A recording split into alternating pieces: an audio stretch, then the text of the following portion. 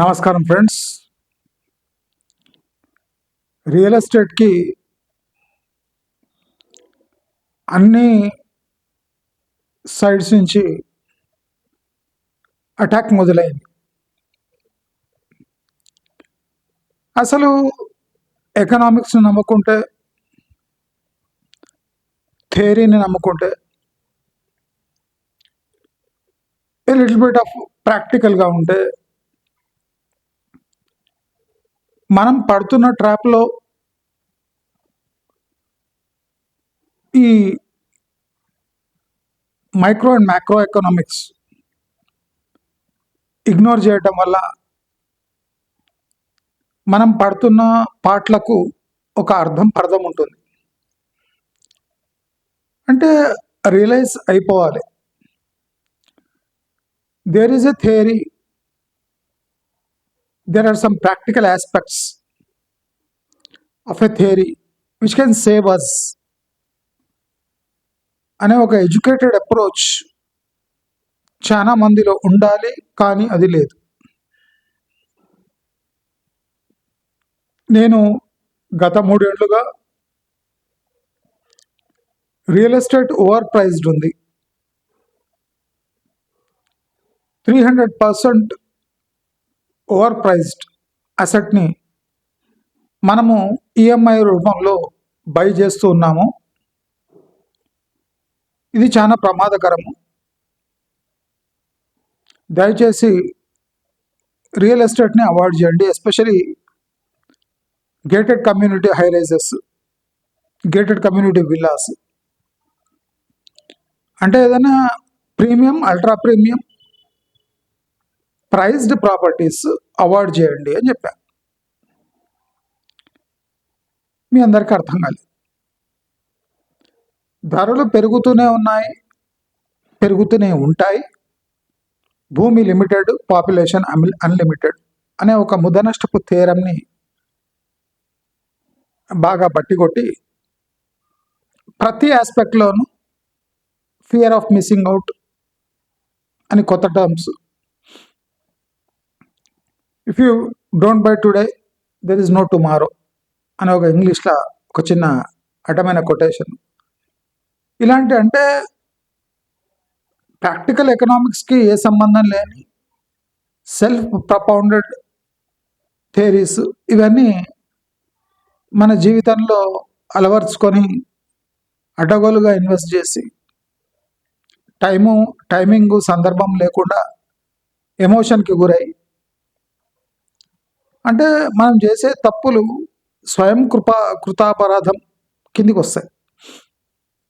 And after that you cannot blame economics. So ఇప్పుడు real estate 300% over praised ఉంది.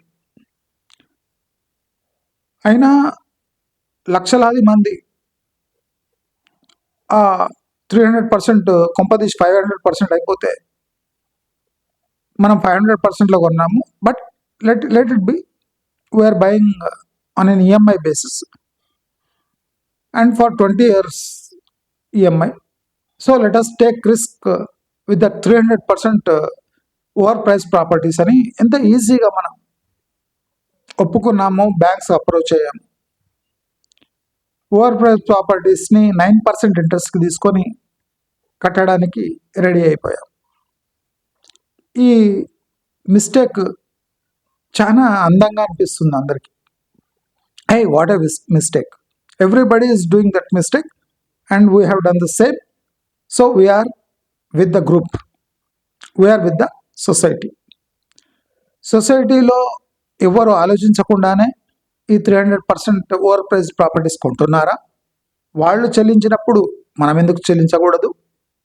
రేపు 300% 500% అయిపోతే ఎవరు రెస్పాన్సిబుల్ అని చిలిపి క్వశ్చన్స్ మన చిన్ని మెదడుకు వేసి దాన్ని మభ్యపెట్టి బ్యాంకులు వేసే గాలానికి బలైపోయి 9% is nothing, housing sector is going at 20-25% year on year, so 9% is peanuts, let us buy, and if you sell the property after 3 years definitely you will get 75% return అనేది ఒక ఇల్లిటరేట్ థియరీని బాగా అలవర్చుకొని అందరూ అమల్లోకి తెచ్చారు. అప్పుడు ఒక మనలాంటి పిచ్చి ఛానల్ అయిన మంచి మార్గం అందరికీ వద్దు వద్దు, మీరు పెద్ద ట్రాప్లో పడుతున్నారు, మీకు తెలుస్తలేదు అంటే, ట్రాప్ అని 3 ఏళ్ళ నుంచి మొత్తుకుంటున్నాం, ట్రాప్ లేదు, పాడు లేదు, ప్రాపర్టీ ప్రైస్ భయంకరంగా పెరుగుతున్నాయి. అదే మళ్ళా భయంకరంగా పెరిగిన ప్రాపర్టీస్ని ఎవడమ్ముకుంటుండు భయంకరంగా అంటే, లేదు ఎందుకు అమ్ముకుంటలేవు అంటే, లేదు అది అమ్మడానికి కాదు, మేము ఉండడానికి. మీరు ఉండడానికి అంత తొందరపడి ఎందుకు కొనాలి? ఇప్పుడు 300% ప్రీమియం పెట్టి కొని కోటి రూపాయలకు 20,000 రెంట్ రాక అలాంటి ప్రాపర్టీస్ ఎందుకు కొనాలి అంటే, నో, ఇట్స్ అవర్ హోమ్ అనేది. అరే, ఇట్స్ అవర్ హోమ్ అన్నప్పుడు దాని ఫస్ట్ ఇన్వెస్ట్మెంట్ ఎందుకు అన్నావు? తర్వాత అది హోమ్ ఎందుకు అయింది? ఎందుకంటే ఇక నీవు ఇన్వెస్ట్ చేయగానే నీకు అనిపించింది అది హోమ్ కోసం కానీ ఇన్వెస్ట్మెంట్కి పనికిరాదు. అంటే ఇది బాగా బ్రెయిన్ ఉన్న వాళ్ళు చేసే పని, జాగ్రత్త పడండి. పిరికి బంధాలు, ఇల్లిటరేట్స్ ఇలాంటి అంటే ఇటువంటి ఇంటెలిజెంట్ ఇన్వెస్ట్మెంట్ చేయలేరు, ఎందుకంటే పేదలు కనుక వాళ్ళు చేయరు. Generally middle class over ego ఉన్న పీపుల్ ఏం చేస్తారు, అతి తెలివి వీళ్ళకి, ఏం కట్టొచ్చు, 2 కోట్లేంది కట్టొచ్చు, 3 కోట్లేంది పెరుగుతుంది, రేపు 6 కోట్లు అయిపోతే అనేది. 2 crores ఇస్ నథింగ్ అంటారు. అది 2 crores నథింగ్ అట. సరే, ఇంకా వీళ్ళ కర్మ, వీళ్ళ ఎడ్యుకేషన్ లెవెల్ ఆ వరకు ఉంది, వీళ్ళ సొసైటీ కూడా అట్లే ఏడ్చింది కనుక మనం ఇడిచిపెట్టేద్దామని ఇడిచిపెడుతుంటే సడన్గా రియల్ ఎస్టేట్కి ఒక మొగుడు వచ్చిండు. అదే మెటల్ కమాడిటీస్, మెటల్స్. అంటే ఈ మెటల్స్ అంటే పెద్ద లాకర్లో ఉండే వస్తువు కదా, లాకర్లో ఉండే వస్తువు పెళ్ళిళ్ళకు, పెటాకులకు సేఫ్టీ కోసము అందంగా తయారు కావడానికి మేము గోల్డ్ కొంటున్నామండి, గోల్డ్ కొనాలి కానీ అమ్మే వస్తువు కాదు అనే ఇంకో ముదనష్టపు థియరీ ఫాలో అవుతూ ఏండ్లకు ఏండ్లు.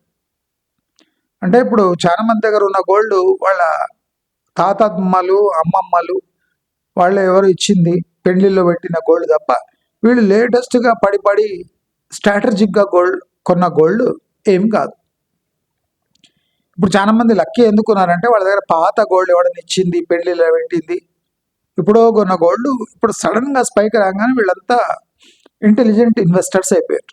మొన్నటి వరకు చచ్చుబడిన ఇన్వెస్టర్సే, ఎందుకంటే దాంట్లో గ్రోత్ లేదు, మ్యాక్సిమం 5 to 10% గ్రోత్ మెటల్స్. ఇప్పుడు 200% గ్రోత్, మినిమం 150 to 200% గ్రోత్ మెటల్స్లో ఉంది. మరి దేన్ని నమ్మాలి? మొన్నటి వరకు రియల్ ఎస్టేట్ మీద పడి ఇవాళ పట్టు రేపు ఇంకో మెట్టు అన్నట్టు ఏవో కొత్త థియరీస్ తెచ్చి నవ్ ఆర్ నెవర్ అనేది, అసెట్ పాపులేషన్ పెరుగుతూనే ఉంటుంది, ల్యాండ్ తక్కువ అని, మోహన్ బాబు, శోభన్ బాబు వీళ్ళదంతా వీడియోస్ వేసి మంచి ఆట ఆడుకున్నారు జనాలతో. కానీ ఇప్పుడు ఏమైందంటే అసలు రియల్ ఎస్టేట్ ఇవన్నీ ఇన్వెస్ట్మెంటా? రియల్ ఎస్టేట్ కూడా ఒక ఇన్వెస్ట్మెంటేనా అనే స్టేజ్కి వచ్చేసారు. సిల్వరు నియర్లీ 3.5 lakhs అయిపోయి, 320, 350. గోల్డ్ 160, 170. అంటే వీటికి కంపేర్ చేస్తే రియల్ ఎస్టేట్ ముదనష్టపు ఇన్వెస్ట్మెంట్. మనం రియల్ ఎస్టేట్ని ముంచే అవసరం లేదు, తనకు తానే మునిగిపోతుంది. మన ఛానల్లో చెప్పేది అదే. మనం మూర్ఖత్వం, మన పాలు మూర్ఖత్వం మనం చూపించకుంటే రియల్ ఎస్టేట్ అదే కరెక్ట్ అయిపోతుంది. మనం మూర్ఖులం కనుక ఆ మూర్ఖుల్ని ఇంటెలిజెంట్ ఇన్వెస్టింగ్ అంటున్నాం కనుక ఆ రియల్ ఎస్టేట్ ఆట సాగుతూనే ఉంది. ఇప్పుడు ఈ సిల్వర్ గోల్డ్ కంపేర్ చేస్తే రియల్ ఎస్టేట్ గ్రోత్ నెగిటివ్ ఉంది, అయినా రియల్ ఎస్టేట్ ఎందుకు కొనాలి? ఇప్పుడు ₹1,00,000 దాటినప్పుడు సిల్వర్ కొనంటే 70 కేజీల సిల్వర్ వస్తుండే ₹1,00,00,000. లేదు అంటే 70 లక్షలు పెడితే 70 లక్షలు పెడితే 70 కిలోల సిల్వర్ వస్తుండే. ఇవాళ అమ్మితే 2.5 కోట్లు 3 కోట్లు వస్తుంది సిల్వర్ అమ్మితే. బిల్డింగ్ 70 లక్షలది ఫ్లాట్ కొంటే అది 2.5 కోట్లకి ఇవాళ పోతుందా 2 ఇయర్స్లో? లేదు. ఆ రేటుకు పోయేదే ఎక్కువ. ఇప్పుడు ₹1,00,00,000 ఫ్లాట్ కొనే బదులు ₹1,00,00,000 సిల్వర్ కొని ఇవాళ అమ్మితే 3-4 కోట్లు వస్తాయి. ఫ్లాట్కి వస్తుందా? లేదు.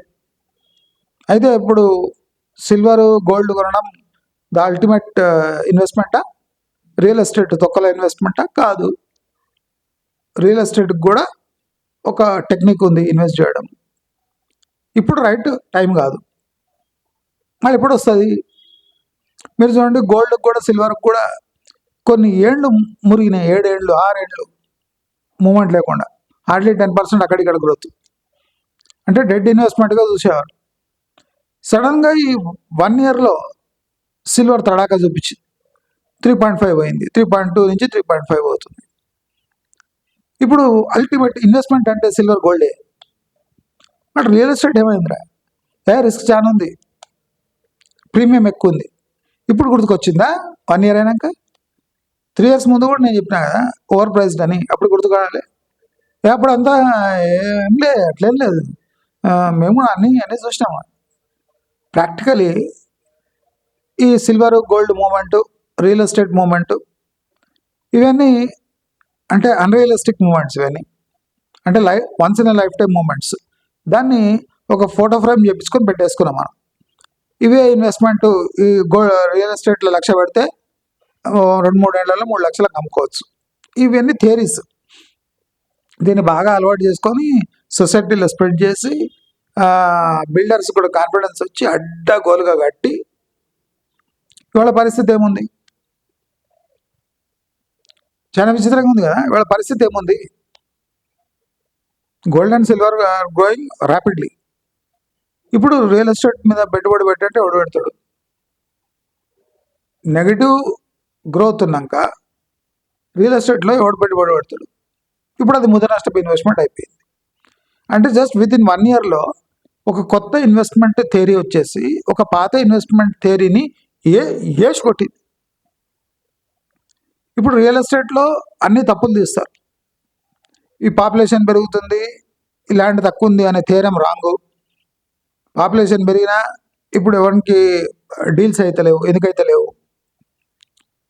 ప్రాపర్టీ ప్రైజెస్ డౌన్ అయిపోయినాయి, 300% పెరిగినాయని ఇప్పుడు అంటారు.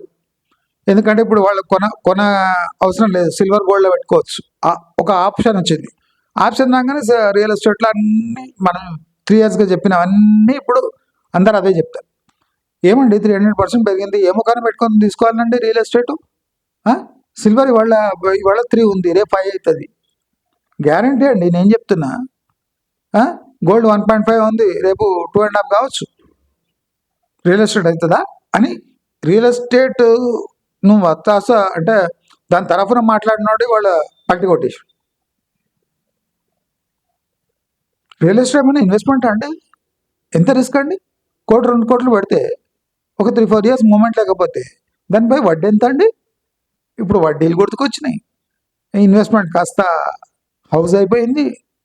అమ్మడానికి కాదండి, మేము లాంగ్ టైం ఇన్వెస్ట్మెంట్. లాంగ్ అంటే 30 ఇయర్స్ అండి. అరే లాంగ్ అంటే మళ్ళీ 5 ఇయర్స్ అంటే రియల్ ఎస్టేట్లో లే అండి. లాంగ్ అంటే 20-30 ఇయర్స్. మేము అదే విజన్తో పెట్టామండి. మేము ఇట్లా ఫ్లిప్ చేయడం కాదండి. మేమంతా లాంగ్ టర్మ్ ప్లేయర్స్ అండి. ఒక ఫ్లాట్ కొని ₹1,00,00,000 ఫ్లాట్ కొని ముద్ర నష్టపు 20,000 రెంట్ తీసుకుంటూ మేము 20 ఇయర్ విజన్తో కొన్నామండి. రేపు హ్యాబిట్స్ నారిమన్ పాయింట్ కాకపోదా? ఫైనాన్షియల్ డిస్ట్రిక్ట్ నారిమన్ పాయింట్ కాదా? ఏదో రోజు అవుతుంది, అప్పుడు అమ్ముకుందాం. విజన్ అండి, long term vision, short term లేదండి మాది. మరి సిల్వర్ గోల్డ్ యూజ్ ట్రేడ్ అండి. అసలు ఇన్వెస్ట్మెంట్ అంటే సిల్వర్ గోల్డ్. మరి SIP is a outdated theory అండి. when the markets are falling, how will you invest in SIP? మరి ఇన్నేళ్లుగా 10 yearsగా సిప్ అన్నారు కదా, మార్కెట్ పడ్డా కొనండి, పెరిగినా కొనండి, అన్నీ చెప్పారు కదా. మరి సిప్కు ఏం కాదు, SIP is the safest instrument అన్నారు కదా. అలా అన్నారా 10 years? అసలు ఎడ్యుకేషన్ లేదండి సొసైటీలో. ప్రాపర్ ఎడ్యుకేషన్ ఉంటే ఇలా మాట్లాడారు. మరి మీరు పాస్ట్ 10 years సిప్కే వత్తాసు పలికారు కదా. సిప్ 10 years వరకు బాగుందండి. But now silver and gold is the future.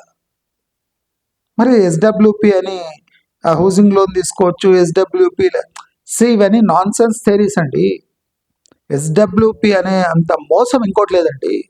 మరి మొన్నటి వరకు మీరు సిస్టమేటిక్ విత్డ్రావల్ ప్లాన్తో మీరు మీ ఈఎంఐ కట్టొచ్చు. అదంతా నిన్నటి మాట. SWP is practically a fraud derived by the real estate industry to pull people into this real estate net. అంతేగాని 300% ప్రీమియం ప్రాపర్టీస్ ఎస్డబ్ల్యూపీలో కడితే ఇట్లా కడితే ఏంటండి 300% అయితే కడుతున్నామా అంటే నెట్ ఎస్డబ్ల్యూపీలో వచ్చిన మనకు రిటర్న్స్ హ్యాస్ బికమ్ నెగటివ్. ఇప్పుడు హౌసింగ్ మార్కెట్ పడిపోయింది, ఎస్డబ్ల్యూపీ ప్లాన్ చేసుకొని పెట్టినాం, రేపు ప్రాపర్టీ ప్రైస్ పడిపోయింది అంటే ఎస్డబ్ల్యూపీలో పెరుగుదల ఈ తగ్గుదల రెండు కలిసి న్యూట్రల్ అయిపోతే what is the use of investment అండి. నిన్నటి మాట నిన్న, ఇవాళటి మాట ఇవాళ. ఇప్పుడు హాట్ ఏమండి? Silver, gold. సేఫ్ ఏదండి? కాపర్ అండి. Copper is next gold. అంటే మీరు గ్యారంటీగా చెప్తున్నా, కాపర్ ఈజ్ నెక్స్ట్ గోల్డ్, అంతే. Metals future. సిల్వర్ షార్టేజ్ ఉంది, ఇప్పుడు 3.5 ఉన్నది 5 lakh అయిపోతే silver can become next gold. Copper is the next gold. Then what is gold? Gold is nothing అండి. It will under perform.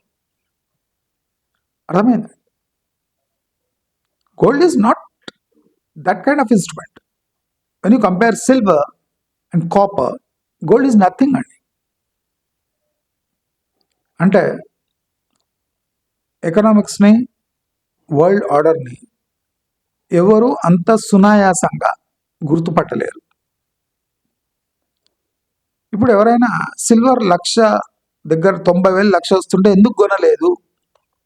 ఒక ఫ్లాట్ కొనే బదులు, ₹1,00,00,000 flat కొనే బదులు, లేదా 70 లక్షల ఫ్లాట్ కొనే బదులు మీరు ఒక 70 kgs సిల్వర్ కొనంటే ఇవాళ 2.5 కోట్లు వస్తుండే కానీ మీకు ఎందుకు కొనలేదు? అంటే అది మాకు అట్లా అనిపించలేదండి సిల్వర్, లేకపోతే వుడ్ హావ్ ఇన్వెస్టెడ్. అందరికీ అదే ప్రాబ్లం, మీకు కాదు. ప్రపంచంలో పెద్ద హెడ్జ్ ఫండ్స్ కూడా అందాజ లేదు సిల్వర్ ఇంత పెరుగుతుంది.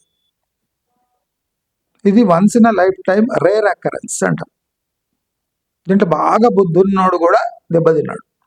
ఎవడు మేకపోతు గాంభీర్యం ప్రదర్శించు అంటే వాళ్ళ తాతలు ముత్తాతలు ఎవడన్నా సిల్వర్ జమ చేసి, గోల్డ్ బార్ జమ చేసి, గోల్డ్ జమ చేసి తులాలు కట్నాల్లో ఇచ్చిస్తే వాళ్ళు ఇప్పుడు జబ్బలు దర్చుకుంటారు. చూసినావా, మా దగ్గర ఇంత గోల్డ్ ఉంది. ఇద్దరు కొన్న గోల్డ్ ఎంత, నీ వంశపారంపర్యంగా వచ్చిన గోల్డ్ ఎంత? మనోటి వరకు అగ్రికల్చర్ ల్యాండ్స్, గోల్డ్ మైన్స్ 75 లక్షలు ఎకరా, ఇప్పుడు అది 25 లక్షలు అయిపోయింది. ఎందుకు 70 లక్షలకు అమ్మలే అంటే మేము అది 70 లక్షలది ₹1,00,00,000 పోతుంది అనుకున్నాము. అది సడన్గా 25కి వచ్చింది. 25కి అమ్మలేం కదా. ఇప్పుడు రేపు ఎప్పుడైనా 75 పోవచ్చు, అప్పుడు అమ్ముకుందాం. ఇప్పుడు ప్రపంచం దేశాన్ని అంతా ఒక ఆశ్చర్యకరమైన phenomena. Silver India 7,000 metric tons 6,000 metric tons silver కొనేసింది, తన వాల్ట్లో ఉంచుకుంది, డొమెస్టిక్ కన్సంప్షన్ కోసం పడేసింది. అది మళ్ళీ లాకర్లో ఉంటుంది కానీ బయటికి రాదు.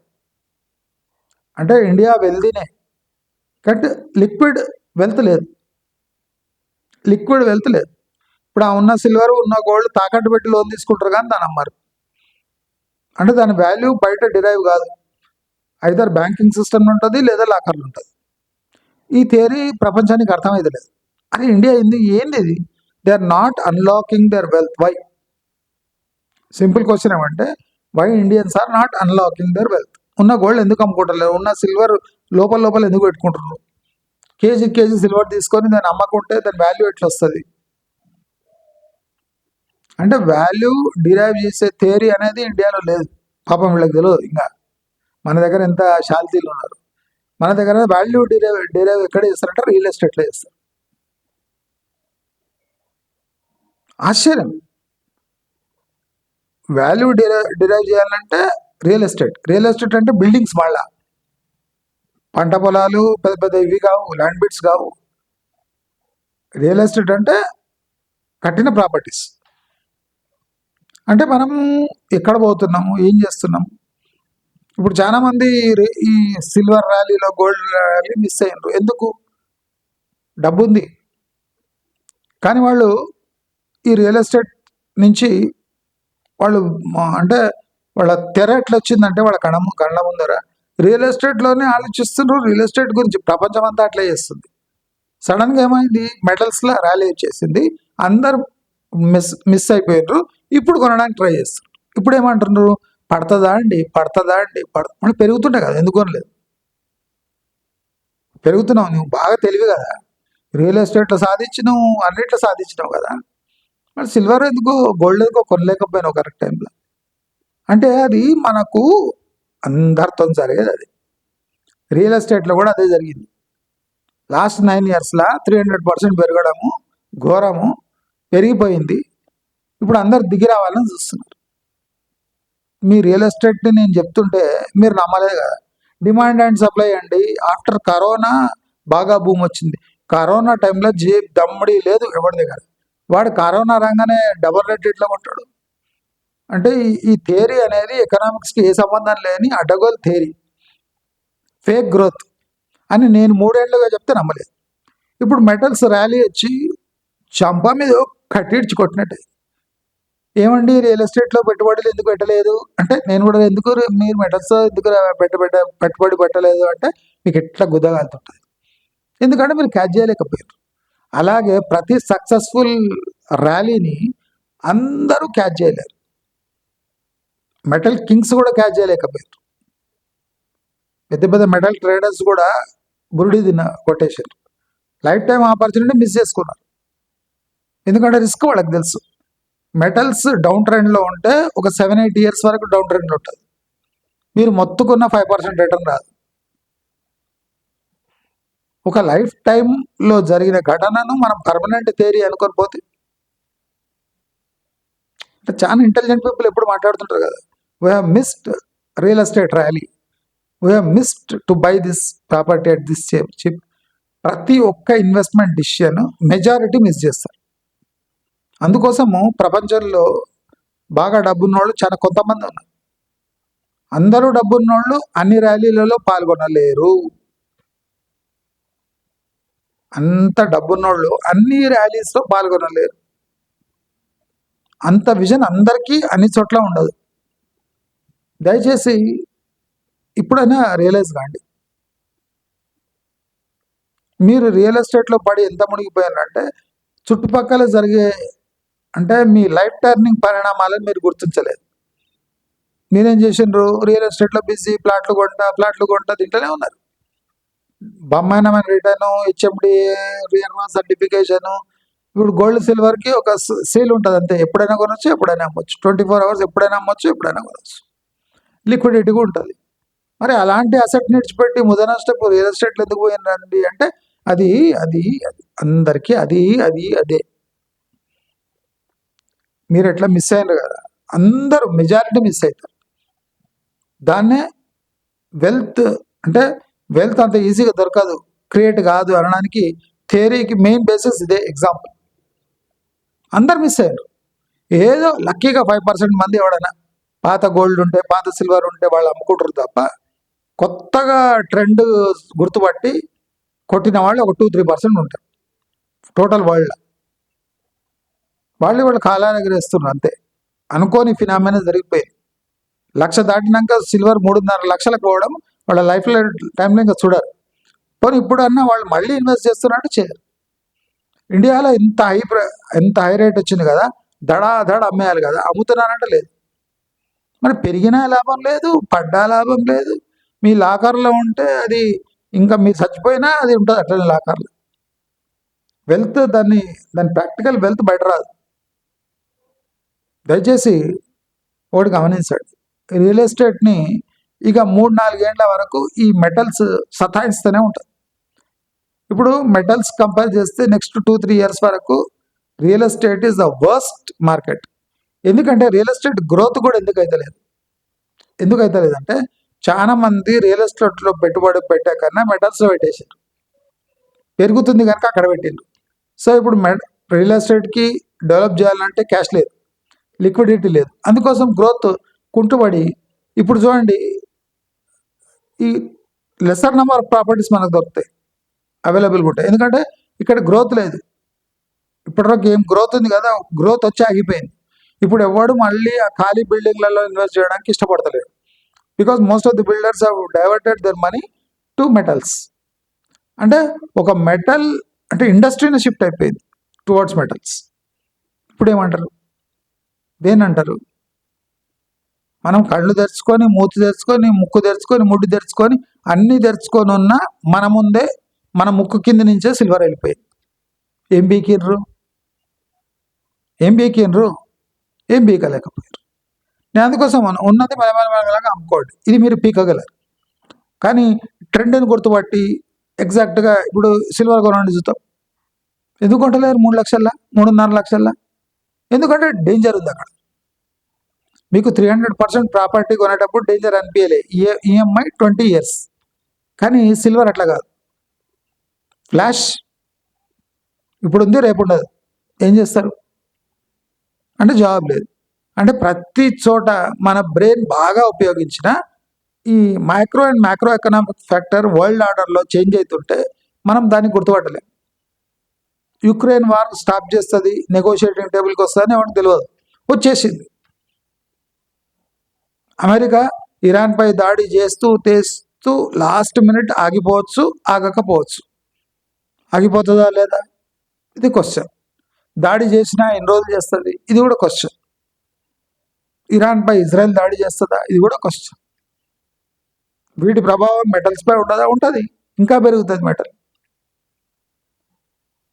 అసలు ఈ ప్రాబ్లం క్రియేట్ చేసేటోళ్ళే మెటల్ కొన్న వాళ్ళు అనుకుంటా, పెద్ద హెడ్ ఫండ్స్. అంటే స్కేర్ క్రియేట్ చేస్తే ఆటోమేటిక్గా ఫ్యూచర్ మార్కెట్స్లో కదలిక వస్తుంది. ఫ్యూచర్ మార్కెట్స్లో కదలిక వచ్చిందంటే ప్రజెంట్ సిచ్యువేషన్ చేంజ్ అయిపోతుంది.